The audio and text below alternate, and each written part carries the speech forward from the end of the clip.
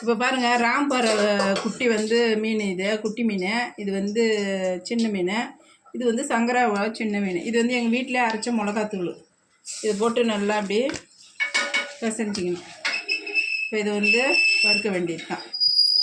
இது வேறு எதுவும் நாங்கள் எக்ஸ்ட்ரா எதுவும் போடல, வெறும் மிளகா பொடி தான். இதிலே அங்கே மிளகா பொடியிலே வெந்தயம், ஜீரகம், இந்த வீடியோ கூட போட்டிருக்கேன் நான், மிளகா பொடி எப்படி வீட்டு மிளகாத்தூள் அரைக்கிறதுன்னு. இதுவே நல்லா வாசனையாக இருக்கும், அதனால் நாங்கள் எக்ஸ்ட்ரா எதுவும் போடல.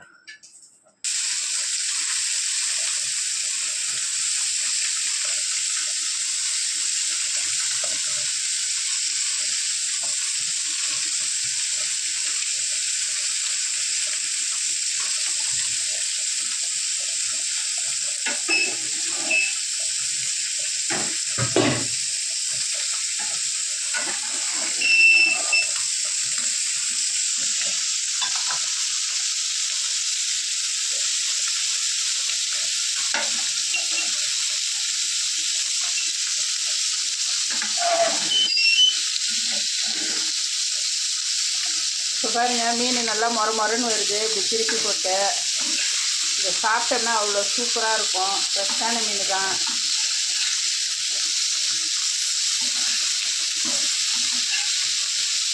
இதுமாரி வறுத்து சாப்பிட்டோம்னா உடம்புக்கு நல்லது.